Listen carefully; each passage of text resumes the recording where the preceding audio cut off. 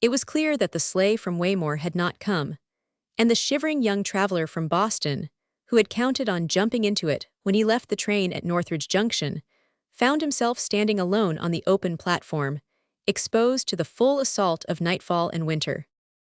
The blast that swept him came off New Hampshire snowfields and ice-hung forests. It seemed to have traversed interminable leagues of frozen silence, filling them with the same cold roar and sharpening its edge against the same bitter black-and-white landscape. Dark, searching, and sword-like, it alternately muffled and harried its victim, like a bullfighter now whirling his cloak and now planting his darts. This analogy brought home to the young man the fact that he himself had no cloak, and that the overcoat in which he had faced the relatively temperate air of Boston seemed no thicker than a sheet of paper on the bleak heights of Northridge. George Faxon said to himself that the place was uncommonly well named. It clung to an exposed ledge over the valley from which the train had lifted him, and the wind combed it with teeth of steel that he seemed actually to hear scraping against the wooden sides of the station. Other building there was none. The village lay far down the road, and thither, since the Waymore sleigh had not come, Faxon saw himself under the necessity of plodding through several feet of snow. He understood well enough what had happened. His hostess had forgotten that he was coming. Young as Faxon was, this sad lucidity of soul had been acquired as the result of long experience, and he knew that the visitors who can least afford to hire a carriage are almost always those whom their hosts forget to send for. Yet to say that Mrs. Culme had forgotten him was too crude a way of putting it. Similar incidents led him to think that she had probably told her maid, to tell the butler, to telephone the coachman, to tell one of the grooms, if no one else needed him, to drive over to Northridge to fetch the new secretary. But on a night like this, what groom who respected his rights would fail to forget the order?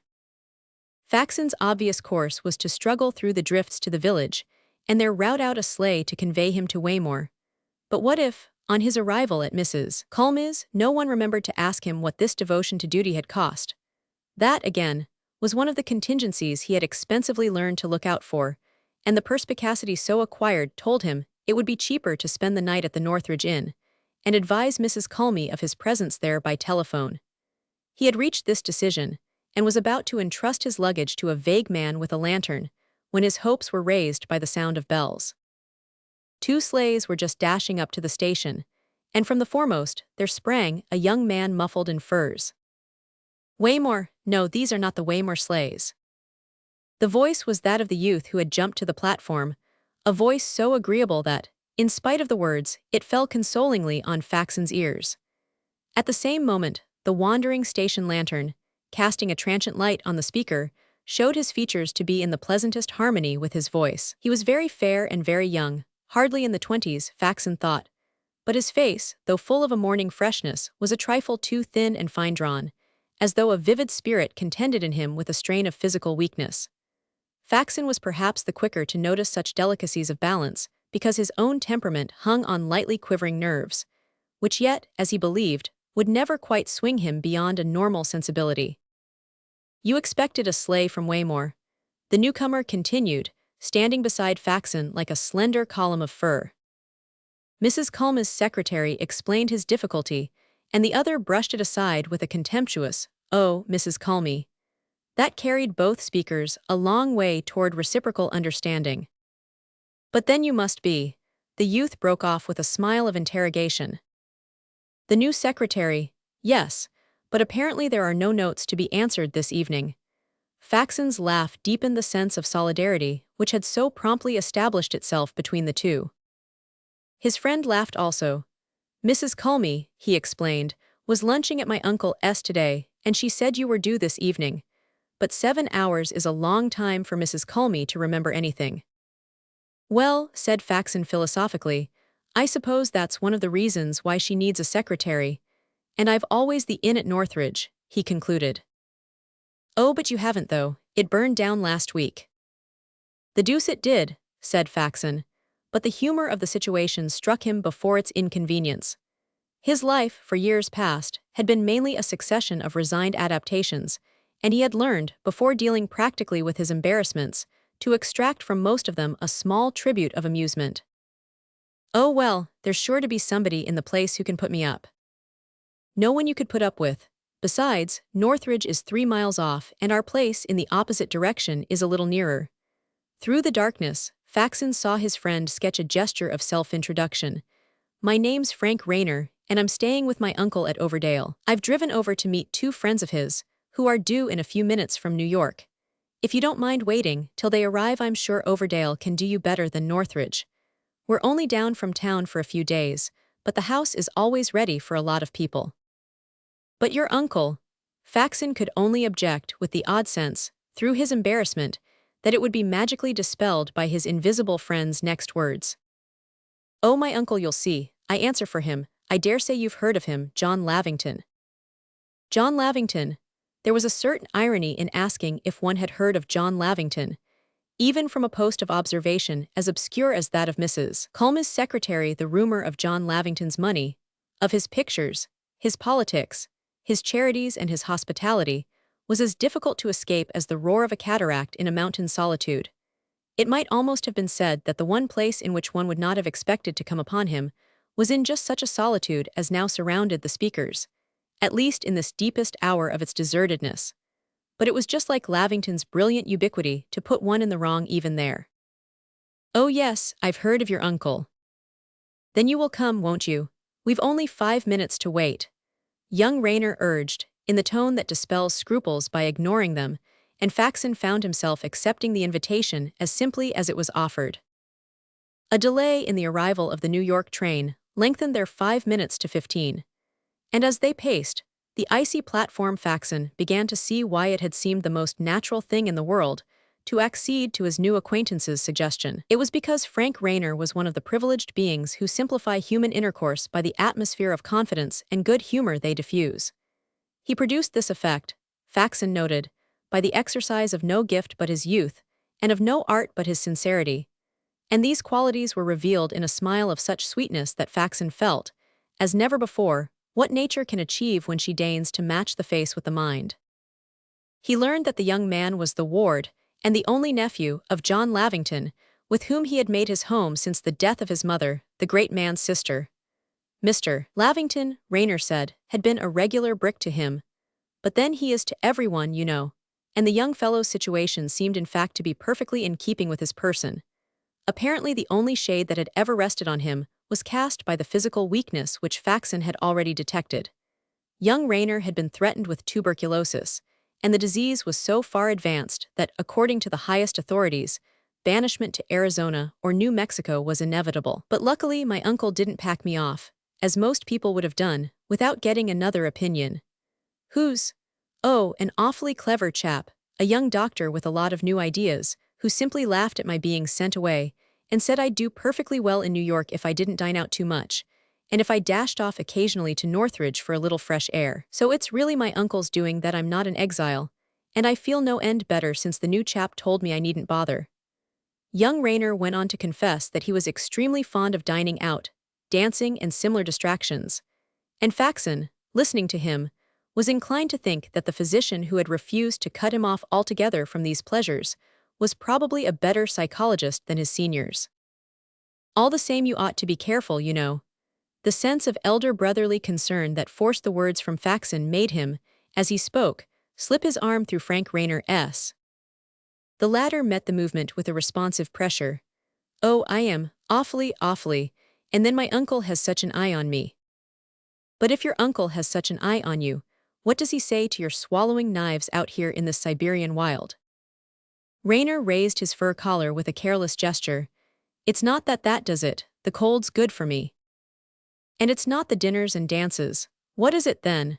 Faxon good-humoredly insisted, to which his companion answered with a laugh. Well, my uncle says it's being bored, and I rather think he's right. His laugh ended in a spasm of coughing, and a struggle for breath that made Faxon, still holding his arm, guide him hastily into the shelter of the fireless waiting room. Young Rayner had dropped down on the bench against the wall and pulled off one of his fur gloves to grope for a handkerchief. He tossed aside his cap and drew the handkerchief across his forehead, which was intensely white, and beaded with moisture, though his face retained a healthy glow. But Faxon's gaze remained fastened to the hand he had uncovered. It was so long, so colorless, so wasted, so much older than the brow he passed it over. "It's queer, a healthy face but dying hands," the secretary mused. He somehow wished young Raynor had kept on his glove.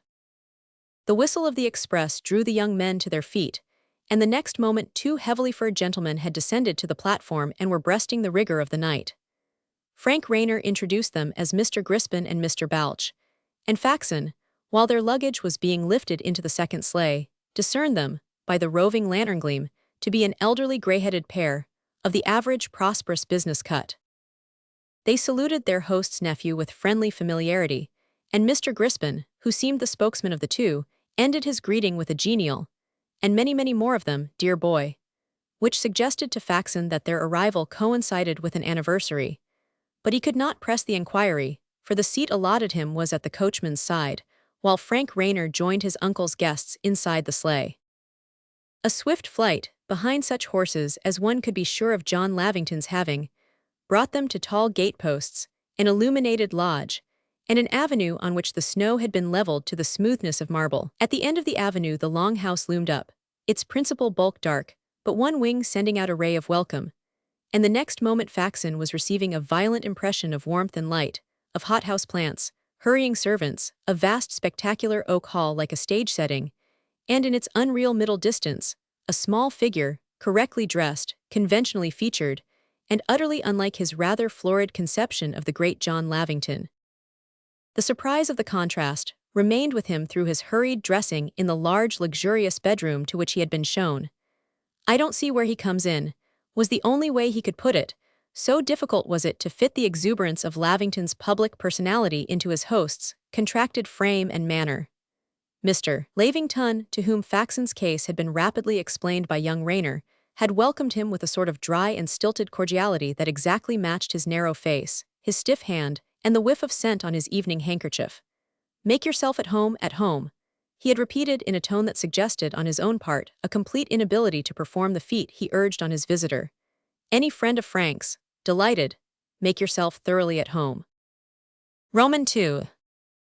In spite of the balmy temperature and complicated conveniences of Faxon's bedroom, the injunction was not easy to obey.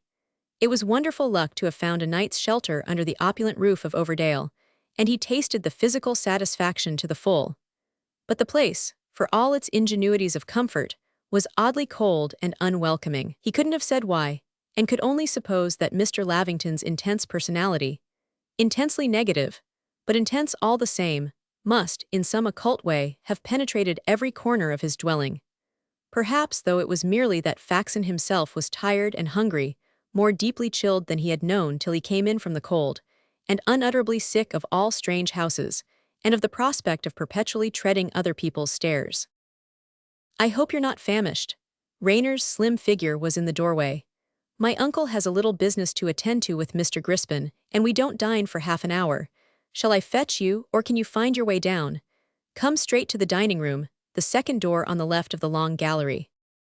He disappeared, leaving a ray of warmth behind him, and Faxon, relieved, lit a cigarette and sat down by the fire. Looking about with less haste, he was struck by a detail that had escaped him. The room was full of flowers, a mere bachelor's room, in the wing of a house opened only for a few days, in the dead middle of a New Hampshire winter. Flowers were everywhere, not in senseless profusion, but placed with the same conscious art that he had remarked in the grouping of the blossoming shrubs in the hall. A vase of arums stood on the writing table, a cluster of strange-hued carnations on the stand at his elbow, and from bowls of glass and porcelain clumps of freesia bulbs diffused their melting fragrance. The fact implied acres of glass, but that was the least interesting part of it. The flowers themselves, their quality, selection, and arrangement, attested on someone's part, and on whose but John Lavington's. A solicitous and sensitive passion for that particular form of beauty. Well, it simply made the man, as he had appeared to Faxon, all the harder to understand. The half-hour elapsed, and Faxon, rejoicing at the prospect of food, set out to make his way to the dining room. He had not noticed the direction he had followed in going to his room, and was puzzled when he left it, to find that 2 staircases, of apparently equal importance, invited him. He chose the one to his right, and reached at its foot a long gallery such as Raynor had described. The gallery was empty, the doors down its length were closed, but Raynor had said, "The second to the left," and Faxon, after pausing for some chance enlightenment which did not come, laid his hand on the second knob to the left. The room he entered was square, with dusky picture-hung walls. In its center, about a table lit by veiled lamps, he fancied Mr. Lavington and his guests to be already seated at dinner. Then he perceived that the table was covered not with viands but with papers, and that he had blundered into what seemed to be his host's study. As he paused, Frank Rayner looked up. "Oh, here's Mr. Faxon, why not ask him?" Mr. Lavington, from the end of the table, reflected his nephew's smile in a glance of impartial benevolence. "Certainly, come in, Mr. Faxon, if you won't think it a liberty." Mr. Crispin, who sat opposite his host, turned his head toward the door. "Of course Mr. Faxon's an American citizen." Frank Rayner laughed. "That's all right. Oh no, not one of your pinpointed pens, Uncle Jack. Haven't you got a quill somewhere?" Mr. Balch, who spoke slowly and as if reluctantly, in a muffled voice of which there seemed to be very little left, raised his hand to say, "One moment, you acknowledge this to be—" "My last will and testament." Rayner's laugh redoubled. "Well, I won't answer for the last. It's the first anyway." "It's a mere formula," Mr. Balch explained. "Well, here goes." Rayner dipped his quill in the inkstand his uncle had pushed in his direction and dashed a gallant signature across the document. Faxon, understanding what was expected of him, and conjecturing that the young man was signing his will on the attainment of his majority, had placed himself behind Mr. Crispin, and stood awaiting his turn to affix his name to the instrument. Rayner, having signed, was about to push the paper across the table to Mr. Balch, but the latter, again raising his hand, said in his sad, imprisoned voice, "The seal." "Oh, does there have to be a seal?" Faxon, looking over Mr. Crispin at John Lavington, saw a faint frown between his impassive eyes. Really, Frank? He seemed, Faxon thought, slightly irritated by his nephew's frivolity. "Who's got a seal?" Frank Rayner continued, glancing about the table. "There doesn't seem to be one here." Mr. Crispin interposed. "A wafer will do. Lavington, you have a wafer." Mr. Lavington had recovered his serenity. "There must be some in one of the drawers. But I'm ashamed to say I don't know where my secretary keeps these things. He ought to have seen to it that a wafer was sent with the document." "Oh, hang it," Frank Rayner pushed the paper aside. "It's the hand of God and I'm as hungry as a wolf. Let's dine first, Uncle Jack." "I think I've a seal upstairs," said Faxon. Mr. Lavington sent him a barely perceptible smile. "So sorry to give you the trouble." "Oh, I say, don't send him after it now. Let's wait till after dinner." Mr. Lavington continued to smile on his guest, and the latter, as if under the faint coercion of the smile, turned from the room and ran upstairs. Having taken the seal from his writing case, he came down again, and once more opened the door of the study. No one was speaking when he entered. They were evidently awaiting his return with the mute impatience of hunger, and he put the seal in Rayner's reach, and stood watching while Mr. Crispin struck a match and held it to one of the candles flanking the inkstand. As the wax descended on the paper, Faxon remarked again the strange emaciation, the premature physical weariness, of the hand that held it. He wondered if Mr. Lavington had ever noticed his nephew's hand, and if it were not poignantly visible to him now. With this thought in his mind, Faxon raised his eyes to look at Mr. Lavington. The great man's gaze rested on Frank Rayner with an expression of untroubled benevolence, and at the same instant Faxon's attention was attracted by the presence in the room of another person, who must have joined the group while he was upstairs searching for the seal. The newcomer was a man of about Mr. Lavington's age and figure, who stood just behind his chair, and who, at the moment when Faxon first saw him, was gazing at young Rayner with an equal intensity of attention. The likeness between the two men, perhaps increased by the fact that the hooded lamps on the table left the figure behind the chair in shadow, struck Faxon the more because of the contrast in their expression. John Lavington, during his nephew's clumsy attempt to drop the wax and apply the seal, continued to fasten on him a look of half-amused affection, while the man behind the chair, so oddly reduplicating the lines of his features and figure, turned on the boy a face of pale hostility. The impression was so startling that Faxon forgot what was going on about him.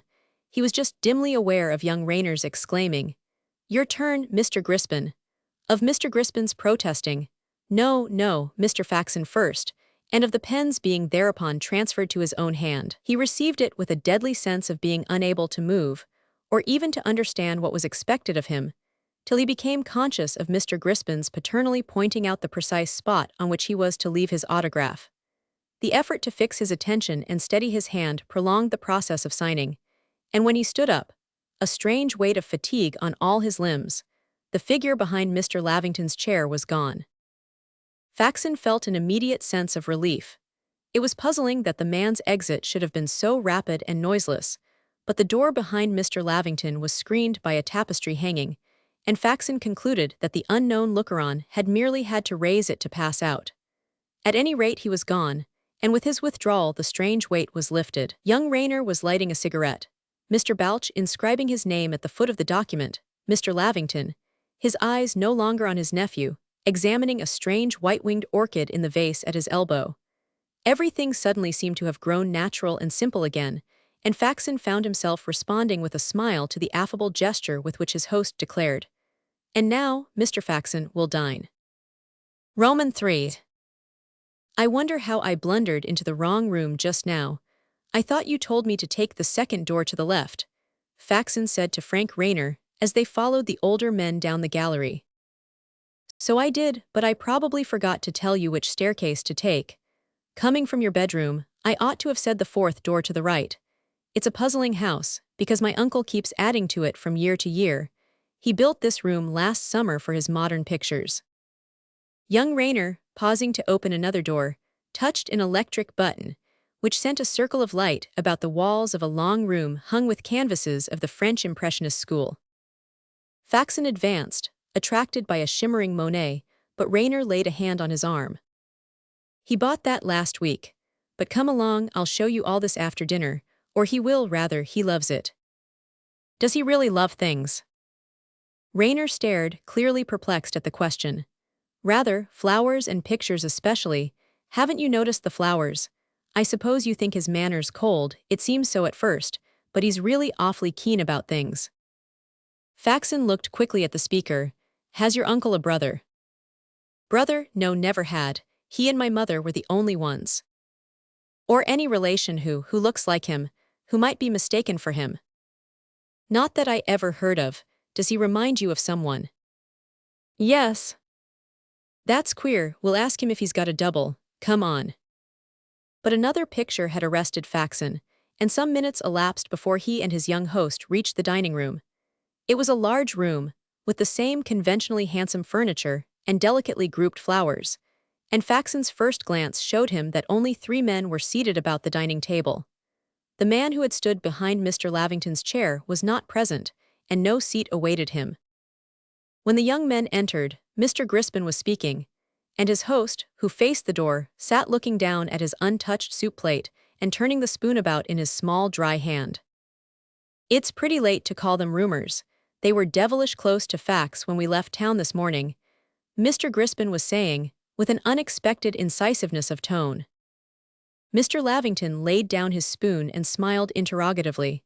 "Oh, facts? What are facts? Just the way a thing happens to look at a given minute." "You haven't heard anything from town," Mr. Crispin persisted. "Not a syllable, so you see, Balch, a little more of that petite marmite. Mr. Faxon, between Frank and Mr. Crispin, please." The dinner progressed through a series of complicated courses, ceremoniously dispensed by a prelatical butler attended by 3 tall footmen, and it was evident that Mr. Lavington took a certain satisfaction in the pageant. That, Faxon reflected, was probably the joint in his armor, that and the flowers. He had changed the subject, not abruptly but firmly, when the young men entered, but Faxon perceived that it still possessed the thoughts of the 2 elderly visitors, and Mr. Balch presently observed, in a voice that seemed to come from the last survivor down a mine shaft, "If it does come, it will be the biggest crash since '93. Mr. Lavington looked bored but polite.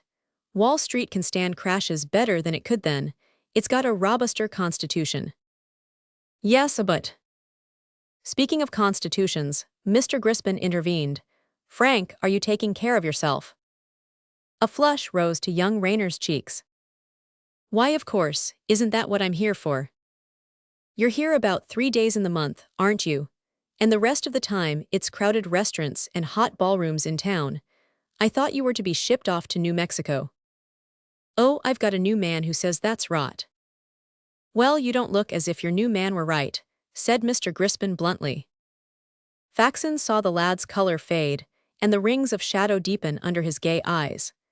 At the same moment, his uncle turned to him with a renewed intensity of attention. There was such solicitude in Mr. Lavington's gaze that it seemed almost to fling a shield between his nephew and Mr. Crispin's tactless scrutiny. "We think Frank's a good deal better," he began, "this new doctor." The butler, coming up, bent to whisper a word in his ear, and the communication caused a sudden change in Mr. Lavington's expression. His face was naturally so colorless that it seemed not so much to pale as to fade, to dwindle and recede into something blurred and blotted out. He half rose, sat down again, and sent a rigid smile about the table. "Will you excuse me? The telephone. Peters, go on with the dinner." With small, precise steps, he walked out of the door which one of the footmen had thrown open. A momentary silence fell on the group, then Mr. Crispin once more addressed himself to Raynor. "You ought to have gone, my boy, you ought to have gone." The anxious look returned to the youth's eyes. "My uncle doesn't think so, really." "You're not a baby to be always governed by your uncle's opinion. You came of age today, didn't you? Your uncle spoils you. That's what's the matter."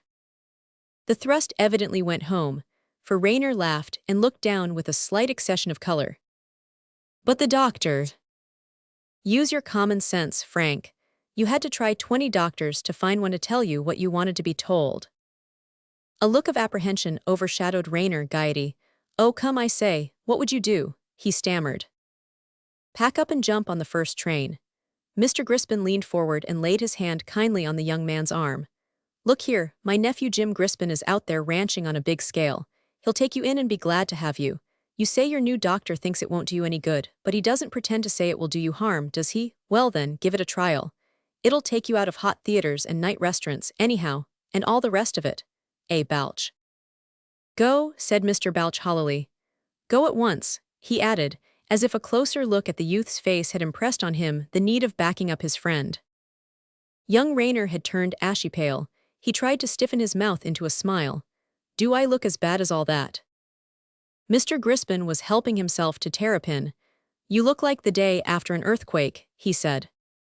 The terrapin had encircled the table, and been deliberately enjoyed by Mr. Lavington's 3 visitors. Raynor, Faxon noticed, left his plate untouched, before the door was thrown open to readmit their host. Mr. Lavington advanced with an air of recovered composure. He seated himself, picked up his napkin and consulted the gold monogrammed menu. "No, don't bring back the fillet. Some terrapin, yes." He looked affably about the table. "Sorry to have deserted you, but the storm has played the deuce with the wires, and I had to wait a long time before I could get a good connection. It must be blowing up for a blizzard." "Uncle Jack," young Raynor broke out, "Mr. Crispin's been lecturing me." Mr. Lavington was helping himself to terrapin. "Ah, what about?" "He thinks I ought to have given New Mexico a show. I want him to go straight out to my nephew at Santa Paz and stay there till his next birthday." Mr. Lavington signed to the butler to hand the terrapin to Mr. Crispin, who, as he took a second helping, addressed himself again to Raynor. "Jim's in New York now, and going back the day after tomorrow in Oliphant's private car. I'll ask Oliphant to squeeze you in if you'll go. And when you've been out there a week or two, in the saddle all day and sleeping 9 hours a night, I suspect you won't think much of the doctor who prescribed New York." Faxon spoke up, he knew not why. "I was out there once, it's a splendid life. I saw a fellow, a really bad case, who'd been simply made over by it." "It does sound jolly," Raynor laughed, a sudden eagerness in his tone. His uncle looked at him gently. "Perhaps Crispin's right, it's an opportunity." Faxon glanced up with a start. The figure dimly perceived in the study was now more visibly and tangibly planted behind Mr. Lavington's chair. "That's right, Frank. You see your uncle approves. And the trip out there with Oliphant isn't a thing to be missed. So drop a few dozen dinners and be at the Grand Central the day after tomorrow at 5. Mr. Crispin's pleasant gray eye sought corroboration of his host, and Faxon, in a cold anguish of suspense, continued to watch him as he turned his glance on Mr. Lavington. One could not look at Lavington without seeing the presence at his back, and it was clear that, the next minute, some change in Mr. Crispin's expression must give his watcher a clue. But Mr. Crispin's expression did not change. The gaze he fixed on his host remained unperturbed, and the clue he gave was the startling one of not seeming to see the other figure. Faxon's first impulse was to look away, to look anywhere else, to resort again to the champagne glass the watchful butler had already brimmed. But some fatal attraction, at war in him with an overwhelming physical resistance, held his eyes upon the spot they feared. The figure was still standing, more distinctly, and therefore more resemblingly, at Mr. Lavington's back. And while the latter continued to gaze affectionately at his nephew, his counterpart, as before, fixed young Raynor with eyes of deadly menace. Faxon, with what felt like an actual wrench of the muscles, dragged his own eyes from the sight to scan the other countenances about the table. But not one revealed the least consciousness of what he saw, and a sense of mortal isolation sank upon him. "It's worth considering, certainly," he heard Mr. Lavington continue, and as Raynor's face lit up, the face behind his uncle's chair seemed to gather into its look all the fierce weariness of old unsatisfied hates. That was the thing that, as the minutes labored by, Faxon was becoming most conscious of. The watcher behind the chair was no longer merely malevolent. He had grown suddenly, unutterably tired. His hatred seemed to well up out of the very depths of balked effort and thwarted hopes, and the fact made him more pitiable, and yet more dire. Faxon's look reverted to Mr. Lavington, as if to surprise in him a corresponding change. At first none was visible. His pinched smile was screwed to his blank face like a gaslight to a whitewashed wall. Then the fixity of the smile became ominous. Faxon saw that its wearer was afraid to let it go. It was evident that Mr. Lavington was unutterably tired too, and the discovery sent a colder current through Faxon's veins. Looking down at his untouched plate, he caught the soliciting twinkle of the champagne glass, but the sight of the wine turned him sick. "Well, we'll go into the details presently," he heard Mr. Lavington say, still on the question of his nephew's future. "Let us have a cigar first. No, not here, Peters." He turned his smile on Faxon. "When we've had coffee, I want to show you my pictures. Oh, by the way, Uncle Jack, Mr. Faxon wants to know if you've got a double." "A double," Mr. Lavington, still smiling, continued to address himself to his guest. "Not that I know of. Have you seen one, Mr. Faxon?" Faxon thought, "My God, if I look up now they'll both be looking at me." To avoid raising his eyes he made as though to lift the glass to his lips, but his hand sank inert, and he looked up. Mr. Lavington's glance was politely bent on him, but with a loosening of the strain about his heart, he saw that the figure behind the chair still kept its gaze on Raynor.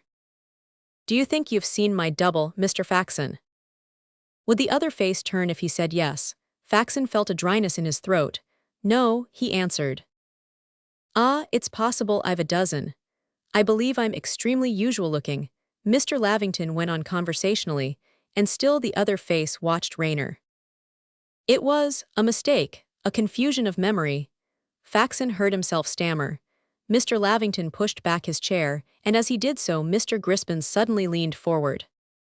"Lavington, what have we been thinking of? We haven't drunk Frank's health." Mr. Lavington reseated himself. "My dear boy, Peters, another bottle." He turned to his nephew. "After such a sin of omission I don't presume to propose the toast myself, but Frank knows. Go ahead, Crispin." The boy shone on his uncle. "No, no, Uncle Jack, Mr. Crispin won't mind. Nobody but you today." The butler was replenishing the glasses. He filled Mr. Lavington's last, and Mr. Lavington put out his small hand to raise it. As he did so, Faxon looked away. "Well then, all the good I've wished you in all the past years. I put it into the prayer that the coming ones may be healthy and happy and many, dear boy." Faxon saw the hands about him reach out for their glasses. Automatically, he reached for his. His eyes were still on the table, and he repeated to himself with a trembling vehemence, "I won't look up, I won't. I woe." His fingers clasped the glass and raised it to the level of his lips. He saw the other hands making the same motion. He heard Mr. Crispin's genial "Here, here," and Mr. Batch's hollow echo. He said to himself as the rim of the glass touched his lips, "I won't look up, I swear I won't." And he looked. The glass was so full that it required an extraordinary effort to hold it there, brimming and suspended, during the awful interval before he could trust his hand to lower it again, untouched, to the table. It was this merciful preoccupation which saved him, kept him from crying out, from losing his hold, from slipping down into the bottomless blackness that gaped for him. As long as the problem of the glass engaged him, he felt able to keep his seat, manage his muscles, fit unnoticeably into the group. But as the glass touched the table, his last link with safety snapped. He stood up and dashed out of the room. Roman 4s. In the gallery, the instinct of self-preservation helped him to turn back and sign to young Raynor not to follow. He stammered out something about a touch of dizziness, and joining them presently, and the boy nodded sympathetically and drew back. At the foot of the stairs, Faxon ran against a servant. "I should like to telephone to Waymore," he said with dry lips. "Sorry, sir, wire's all down. We've been trying the last hour to get New York again for Mr. Lavington." Faxon shot onto his room, burst into it and bolted the door. The lamplight lay on furniture, flowers, books. In the ashes a log still glimmered. He dropped down on the sofa and hid his face. The room was profoundly silent. The whole house was still. Nothing about him gave a hint of what was going on, darkly and dumbly, in the room he had flown from, and with the covering of his eyes, oblivion and reassurance seemed to fall on him. But they fell for a moment only. Then his lids opened again to the monstrous vision. There it was, stamped on his pupils, a part of him forever. An indelible horror burnt into his body and brain. But why into his, just his? Why had he alone been chosen to see what he had seen? What business was it of his, in God's name? Any one of the others, thus enlightened, might have exposed the horror and defeated it. But he, the one weaponless and defenseless spectator, the one whom none of the others would believe or understand if he attempted to reveal what he knew, he alone had been singled out as the victim of this dreadful initiation. Suddenly he sat up, listening. He had heard a step on the stairs. Someone, no doubt, was coming to see how he was, to urge him, if he felt better, to go down and join the smokers. Cautiously he opened his door. Yes, it was young Raynor's step. Faxon looked down the passage, remembered the other stairway and darted to it. All he wanted was to get out of the house. Not another instant would he breathe its abominable air. What business was it of his, in God's name? He reached the opposite end of the lower gallery, and beyond it saw the hall by which he had entered. It was empty, and on a long table he recognized his coat and cap. He got into his coat, unbolted the door, and plunged into the purifying night. The darkness was deep, and the cold so intense that for an instant it stopped his breathing. Then he perceived that only a thin snow was falling, and resolutely he set his face for flight. The trees along the avenue marked his way as he hastened with long strides over the beaten snow. Gradually, while he walked, the tumult in his brain subsided. The impulse to fly still drove him forward, but he began to feel that he was flying from a terror of his own creating, and that the most urgent reason for escape was the need of hiding his state, of shunning other eyes till he should regain his balance.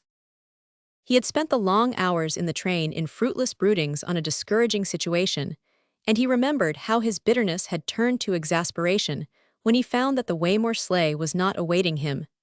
It was absurd, of course, but though he had joked with Raynor over Mrs. Culmer's forgetfulness, to confess it had cost a pang. That was what his rootless life had brought him to. For lack of a personal stake in things, his sensibility was at the mercy of such trifles.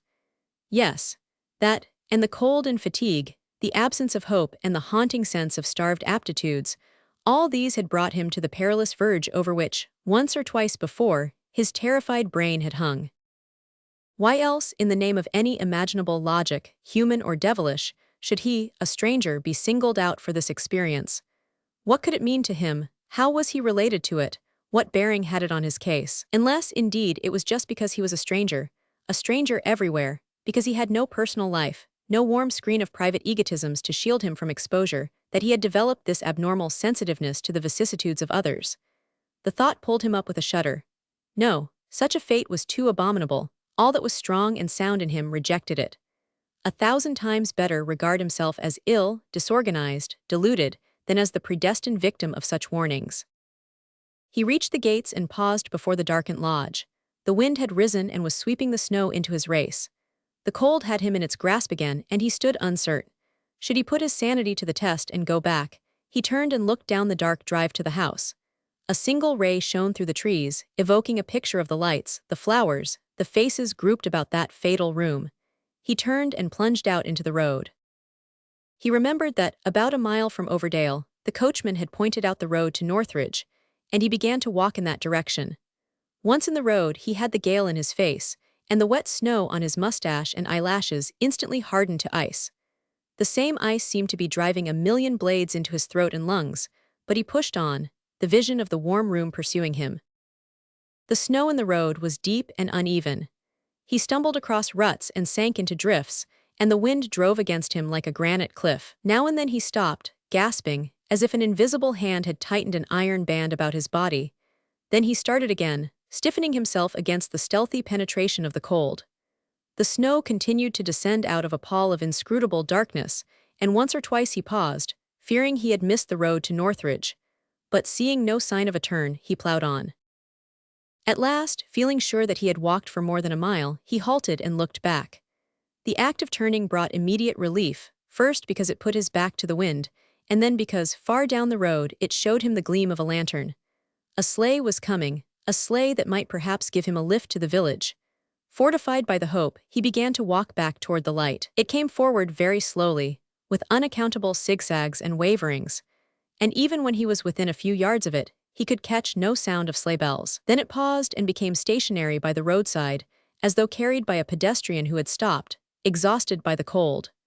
The thought made Faxon hasten on, and a moment later he was stooping over a motionless figure huddled against the snowbank.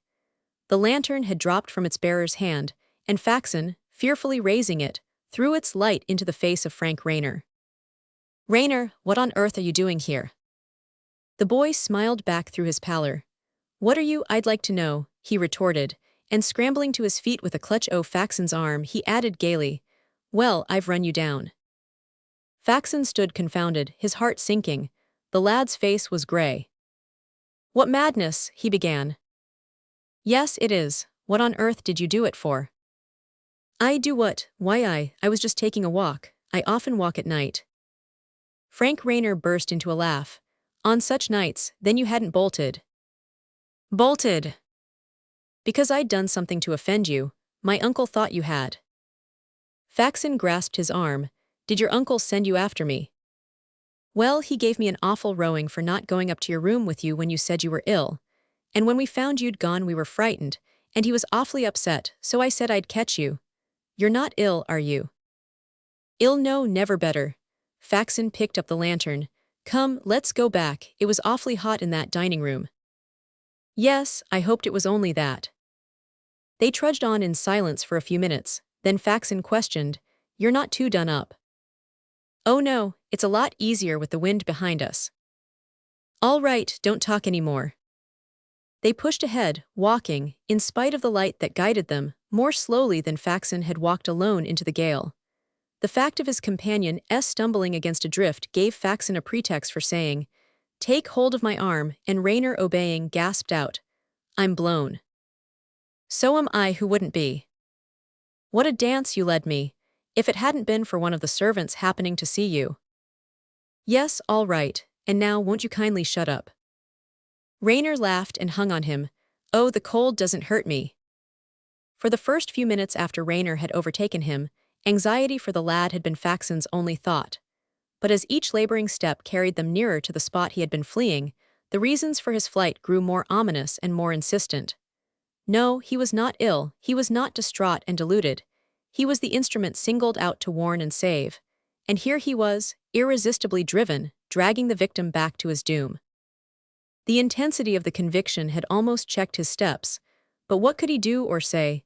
At all costs he must get Rayner out of the cold, into the house and into his bed. After that he would act. The snowfall was thickening, and as they reached a stretch of the road between open fields, the wind took them at an angle, lashing their faces with barbed thongs. Rayner stopped to take breath, and Faxon felt the heavier pressure of his arm. "When we get to the lodge, can't we telephone to the stable for a sleigh? If they're not all asleep at the lodge." "Oh, I'll manage, don't talk," Faxon ordered, and they plodded on. At length, the lantern ray showed ruts that curved away from the road under tree darkness. Faxon's spirits rose. "There's the gate, we'll be there in 5 minutes." As he spoke he caught, above the boundary hedge, the gleam of a light at the farther end of the dark avenue. It was the same light that had shone on the scene of which every detail was burnt into his brain, and he felt again its overpowering reality. No, he couldn't let the boy go back. They were at the lodge at last, and Faxon was hammering on the door. He said to himself, "I'll get him inside first and make them give him a hot drink. Then I'll find an argument." There was no answer to his knocking, and after an interval Rayner said, "Look here, we'd better go on." "No. I can perfectly." "You shan't go to the house, I say." Faxon redoubled his blows, and at length steps sounded on the stairs. Rayner was leaning against the lintel, and as the door opened the light from the hall flashed on his pale face and fixed eyes. Faxon caught him by the arm and drew him in. It was cold out there. He sighed, and then, abruptly, as if invisible shears at a single stroke had cut every muscle in his body, he swerved, drooped on Faxon's arm, and seemed to sink into nothing at his feet. The lodgekeeper and Faxon bent over him, and somehow, between them, lifted him into the kitchen and laid him on a sofa by the stove. The lodgekeeper, stammering, "I'll ring up the house," dashed out of the room. But Faxon heard the words without heeding them. Omens mattered nothing now beside this woe fulfilled. He knelt down to undo the fur collar about Rayner's throat, and as he did so he felt a warm moisture on his hands. He held them up and they were red. V. The palms threaded their endless line along the yellow river. The little steamer lay at the wharf, and George Faxon, sitting in the veranda of the wooden hotel, idly watched the coolies carrying the freight across the gangplank. He had been looking at such scenes for 2 months. Nearly 5 had elapsed since he had descended from the train at Northridge and strained his eyes for the sleigh that was to take him to Waymore, which he was never to behold. Part of the interval, the first part, was still a great gray blur. Even now he could not be quite sure how he had got back to Boston, reached the house of a cousin, and been thence transferred to a quiet room looking out on snow under bare trees. He looked out a long time at the same scene, and finally one day a man he had known at Harvard came to see him and invited him to go out on a business trip to the Malay Peninsula. "You've had a bad shake-up, and it'll do you no end of good to get away from things." When the doctor came the next day, it turned out that he knew of the plan and approved it. "You ought to be quiet for a year. Just loaf and look at the landscape," he advised. Faxon felt the first faint stirrings of curiosity. "What's been the matter with me anyway?" "Well, overwork, I suppose. You must have been bottling up for a bad breakdown before you started for New Hampshire last December. And the shock of that poor boy's death did the rest." Ah yes, Rayner had died, he remembered.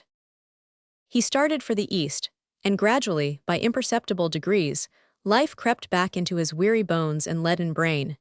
His friend was patient and considerate, and they traveled slowly and talked little. At first Faxon had felt a great shrinking from whatever touched on familiar things. He seldom looked at a newspaper, and he never opened a letter without a contraction of the heart. It was not that he had any special cause for apprehension, but merely that a great trail of darkness lay on everything. He had looked too deep down into the abyss.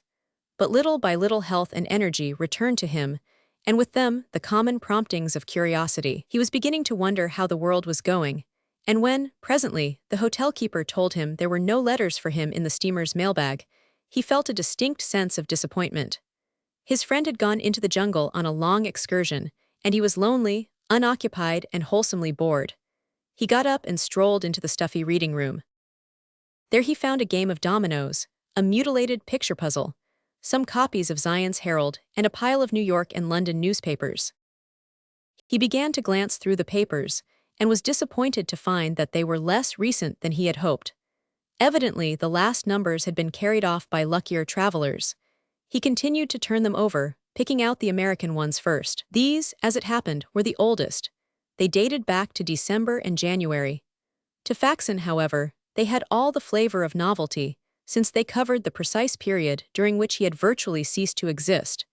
It had never before occurred to him to wonder what had happened in the world during that interval of obliteration, but now he felt a sudden desire to know. Prolong the pleasure, he began by sorting the papers chronologically, and as he found and spread out the earliest number, the date at the top of the page entered into his consciousness like a key slipping into a lock. It was the 17th of December, the date of the day after his arrival at Northridge. He glanced at the first page and read in blazing characters, "Reported failure of Opal Cement Company. Lavington's name involved. Gigantic exposure of corruption shakes Wall Street to its foundations." He read on, and when he had finished the first paper he turned to the next. There was a gap of 3 days, but the opal cement investigation still held the center of the stage. From its complex revelations of greed and ruin his eye wandered to the death notices, and he read, Rayner. Suddenly, at Northridge, New Hampshire, Francis John, only son of the late. His eyes clouded, and he dropped the newspaper and sat for a long time with his face in his hands. When he looked up again, he noticed that his gesture had pushed the other papers from the table and scattered them at his feet. The uppermost lay spread out before him, and heavily his eyes began their search again. John Lavington comes forward with plan for reconstructing company. Offers to put in 10 millions of his own, the proposal under consideration by the district attorney. 10 millions of his own, but if John Lavington was ruined, Faxon stood up with a cry. That was it then, that was what the warning meant. And if he had not fled from it, dashed wildly away from it into the night, he might have broken the spell of iniquity, the powers of darkness might not have prevailed. He caught up the pile of newspapers and began to glance through each in turn for the headline, Wills admitted to probate. In the last of all he found the paragraph he sought, and it stared up at him as if with Rayner's dying eyes. That was what he had done. The powers of pity had singled him out to warn and save, and he had closed his ears to their call and washed his hands of it and fled. Washed his hands of it. That was the word. It caught him back to the dreadful moment in the lodge when, raising himself up from Rayner's side, he had looked at his hands and seen that they were red.